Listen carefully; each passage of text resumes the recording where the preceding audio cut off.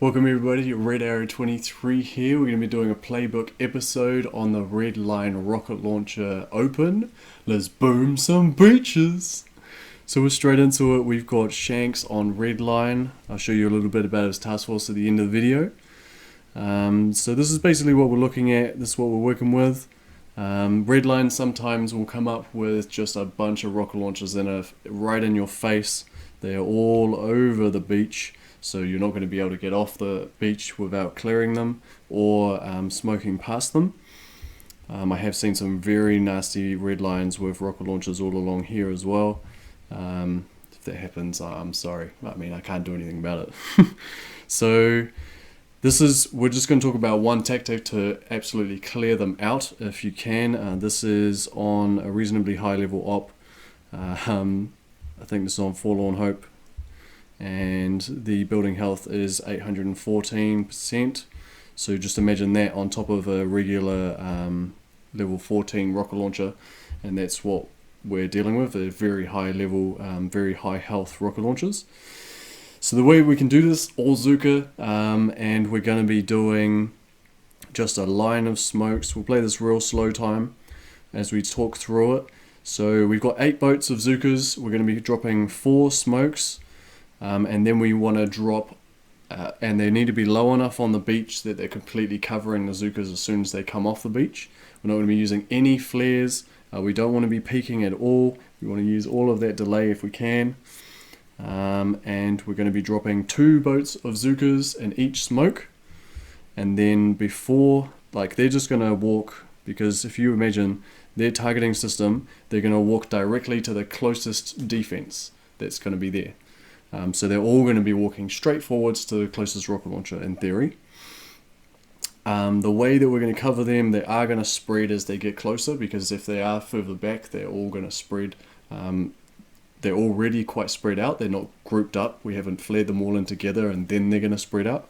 So it's a little bit more manageable, but we are going to have to make sure that we maintain coverage as they do spread. And how we do that is we're going to drop 2 smokes for each, or 1 smoke for each boat. So it's going to be 10 smoke, 8? So it's going to be 8 smokes across. So we're going to be throwing, if we start launching our Zookas from the left, which is pretty standard, we want to be starting to launch our smokes from the left. So it'll be start smoking at the left, 1, 2, 3, 4, as you see on the screen there, and then you're going to drop your boats, 1, 2, 3, 4, 5, 6, 7, 8, and then you're going to start dropping your next smokes. And you want these smokes to be quite quick, because you want all of your Zookas theoretically appearing at the same time. It's going to be very hard to drop all 8 smokes accurately, but you're going to have to try and do them as fast as you can. So here you go. You see Shanks going 1, 2, 3, 4, 5. 1, 2, 3, 4, 5, 6. So he's got away with 6 smokes all the way along here, for a total of 1, 2, 3, 4, 5, 6, 7, 8, 9, 10. 3, 6, 9, 10. Smokes on the beach. So there was 4 in the initial line, and then 6 all in a straight line. You'll see he does come a little bit close to the front of the smokes. I think the ones on the right are probably placed the best. Let's see where the Zookas end up sitting. So remember, he's not flaring at all. He's just letting the Zookas spread out, find their own targets. Like, see, these ones are very close to that edge. So I'd say the ones on the right are probably in the best position, but it has worked out perfectly for him. And you'll see, because he rapid dropped all of them, the smoke timers are all going to start to run out at about the same time. And all these rocket launchers are going to be in range of all of these Zookas. They're not going to be sitting in any dead zones, or if they are, it's just the next rocket launcher over is going to get them. The shock launcher is going to be in range. Not too worried about the boom cannons or the shock launcher, shock blasters back here. Rocket launchers back here are all out of range. So we're going to go with 1, and we want these to be very easy shocks, because they're going to be going all along the line. And again, we're going from left to right. We're just keeping it simple. So we're only going to do 3 rocket launches at a time. You could theoretically get all 4 in a row, but we're just going to go for 3. So those 3, next 3, and this one in the middle, you want to be able to get, he's actually overlapped there, so he's only got the rocket launcher, the grappler, and the shock launcher. There is going to be an overlap, just because of how many shocks we are going to throw here. This grappler, we're just assuming that this grappler could be a rocket launcher, so we've shocked that. 1, 2, 3 shocks, 4, 5. So he's done 3 rocket launches at the end, or I guess 6 rocket launches at each end and 2 shocks, and then he's done 1 in the middle.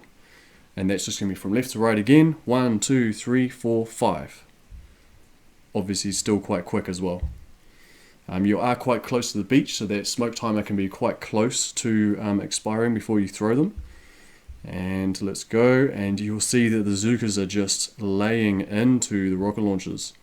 They're not picking a particular target, they're just going to be hitting the closest rocket launcher. You see the rocket launcher on the far right hand side isn't going to be touched. You might want to address that by putting your 2 furthest right Zookas as far right as possible. Remembering that that's going to hurt you when you're trying to spread that 6 smokes across. You might have to go to 7.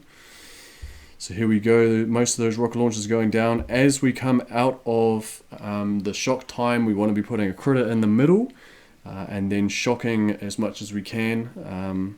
I think critters in the middle is probably the best bet, but remembering that you are obviously going to be throwing critters inside the rocket launcher dead zone in the middle. You're just sort of hoping that these outside ones are going to fire into the critters first. Remembering that they're going to fire at the closest thing, and everything's right on that rim of the inner dead zone, so everything is as close as it's going to be. So those critters are sort of only really going to distract the shock launcher, but the Zookas that get hit by the rocket launchers, because they're so spread, each rocket's only going to be killing sort of, well, actually it looks quite brutal. He's going to be shooting like 5 at a time. So if he could have shocked this right rocket launcher, I would have advised that. Don't know why those Zookas walked forwards instead of hitting it. And then he's just using a little bit of BART just to destroy those extra rocket launchers. Someone's obviously going to have to go and destroy this right rocket launcher. So if he can take the middle one out with BART, that's awesome. And then the left one potentially, he's got a bit more damage on it. So you might be able to get away with that with like 1 boat of Zookas and maybe 1 critter box if you can get inside the dead zone here. You might be able to do that, and then you could send more to the right and then continue on whatever your plan is. So let's have a quick look at that again. It's a very complex hit. Let's look at it again. It is possible to take out all the rocket launchers in one hit, depending on the health of the rocket launchers, the amount of boost that you've got going. I don't see you being able to use heroes in this hit unless you used it for only a particular section. Like you could drop Brick in the center and give her a damage boost, but it's going to restrict your GBE and it's only going to destroy the center ones quicker. Alright, let's have a look. So as we said before, we're going to go 1, 2, 3, 4, and then we want to get straight from dropping. So the first smoke to the last smoke is going to be quite fast, but you also need to get from that last smoke to dropping Zookas straight away. Everything needs to be nice and quick, and then you've got a little bit of time to think whilst they move forwards, and then you want to be going 1, 2, 3, 4, 5, 6, maybe 7. Just depends. And the placement of these is going to be critical. If these Zookas popped out the front, it would have ruined the delay, it would have taken a lot of damage off them. And then we've got the 6 rocket launchers sort of at each end, and then we've got the center shock, which is also going to include that shock launcher. There we go. We could also drop critters in this stage, and that's going to stop the boom cannons from picking us off, but it's probably better to hold on to that GBE for after. This is all single speed at this time. He's got critters in the middle, which is stopping the shock launcher from roasting a whole bunch. But the rocket launcher is going to make pretty quick work out of it. I mean, obviously, if you're taking down all of the rocket launchers, the critter's going to do a lot better job of distracting the shock launcher. Not that there's going to be much you can do after that. So great hit from Shanks. That's the Redline rocket launcher line open. Let's check out the task force. So thanks to Shanks and the guys at Elite Force 2.0 for letting me use this replay. This guy's a 50 man. You can check out all the details there. And that'll do it for this video. Don't forget to comment down below if you've got any other ideas for Redline, especially using heroes now that they're in the game. Give us a thumbs up, like the video, thumbs down if you didn't, and subscribe for more Boom Beach.